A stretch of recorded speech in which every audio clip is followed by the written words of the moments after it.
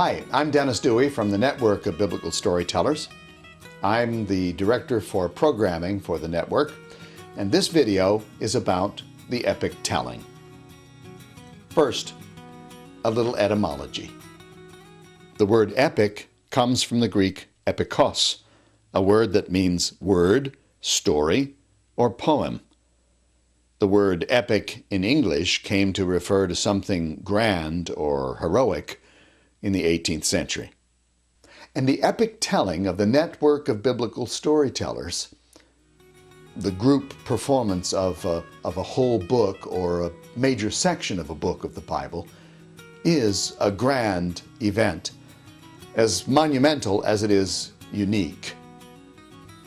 Ever since the first gathering at Biddeford Pool, Maine in the mid-1980s, we've told our way together through the Gospel of Mark, the primeval stories of Genesis, the narrative of the Exodus from the first chapters of that book, the saga of the early church from the Acts of the Apostles, and collections of shorter stories and letters, Jonah, 1 Corinthians, Esther, and the letter of James, for example. Typically, the epic telling is presented on Thursday evening at the festival gathering, and it takes about 2 hours. But the 2014 festival gathering will see the telling of the entire book of the Gospel of Matthew, a telling that will require more than 3 hours. And so we're going to tell it over 2 evenings, Wednesday and Thursday. Actually, I will be telling the first 2 chapters during the opening plenary session Wednesday morning, to prime the pump and set the pace. I'll also tell the opening and closing stories for the 2 evening sessions, the final stories of the empty tomb and the Great Commission on Thursday night. The Sermon on the Mount, chapters 5, 6, and 7, will be presented by the students of the Academy for Biblical Storytelling. I've often said that learning a biblical story is a little like being pregnant, in that the process requires some time. You can't rush it. A story has to grow inside you. But the same does not necessarily apply to the actual telling of the story. You might say that what we want to avoid in the epic telling of Matthew are pauses that are so egregiously pregnant that they extend beyond healthy gestation and deliver so slowly as to prolong the pain of labor for the poor audience. You know, there used to be a market for voice talent that was known as fast talking. You may remember the FedEx commercial from a few years ago. Okay, Eunice, travel plans. I need to be in New York on Monday, LA on Tuesday, New York on Wednesday, LA on Thursday, New York on Friday. Got it? Got it. So you want to work here. What really makes you think you deserve a job here? Well, sir, I think on my feet I'm good at figures and have a sharp mind. Excellent. Can you start on Monday? Yes, sir, absolutely, without hesitation. Congratulations. Welcome aboard. So is that how we want you to tell? By no means. But that is how we want you to learn. Let me tell you a little parable. Many years ago, I built a few harpsichords, and I learned how to tune a harpsichord. The process is called chipping. Chipping involves pulling a string up above the pitch and then lowering it back down again. This stretches the string so that it makes it less likely to go flat. That's what I'm recommending for your learning of the story as part of the epic telling of the Gospel of Matthew, so that you can come to tell it like a fast talker, but then chip it back, tune it back to a more tellable speed. How do you do that? The short answer is know the story. And how do you come to know the story so that you could tell it fast if you needed to?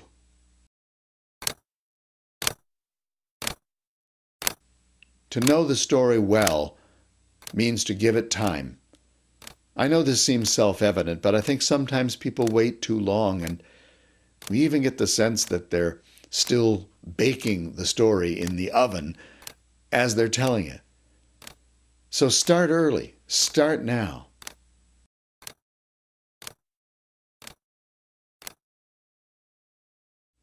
course, another secret to being able to tell the story quickly is simply repetition.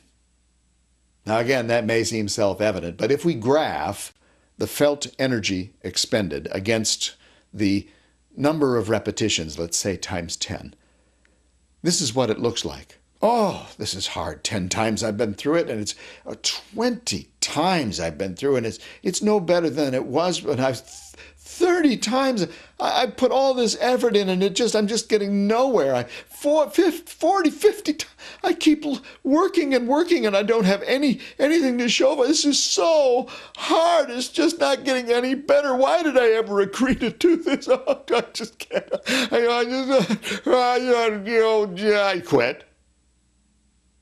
The truth is, the point at which we feel like quitting is the point at which the energy level drops off precipitously. And if we keep working at it, it takes less and less energy until we arrive at the point of maintenance. That's when we say, I know it, I've got it. Or perhaps more theologically correct, it's got me. So dare I say, the three most important tools in your kit bag for learning to tell the story fast are repetition, repetition, and repetition. To repeat, repetition. Tell the story to yourself over and over again in the shower each morning. Tell it as you're commuting to work or to school. Tell it at night, maybe silently, instead of counting sheep, telling your story again and again and again until you fall into a dream world that will help you learn it unconsciously. Set aside several times a day, a few minutes each, to work on the story. Because, as we said, the secret ingredient is time. You may want to start by preparing a script. It can take different forms. You can handwrite it, or you can print it out on a word processor. You can format it in a way that helps you remember it. I like to indent dialogue and put it in boldface, uppercase. Remember that we use the New Revised Standard Version as our base text, but that we recognize that storytelling is not like playing notes exactly as they're written. So we suggest that you aim for 95% content accuracy and 75% verbal accuracy. I like to recommend that you begin to learn the story before you start to study it. Get a sense of the story as story first, and then find out the background. So we want you to know it well, to be able to tell it fast if you have to. We want you to remember that you are part of an ensemble, that no one of us wants to stand out, that we want to achieve some kind of continuity, if not uniformity, in the telling.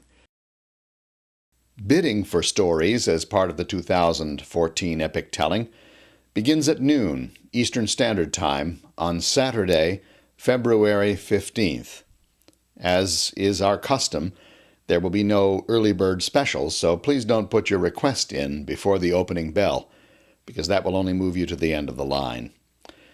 We are asking that you indicate your first, second, third, and fourth choices of stories, and whether you'd be willing to be assigned one as needed. Remember, too, that the opening 2 chapters and the final chapter, as well as the 3 chapters of the Sermon on the Mount, will not be available for bidding.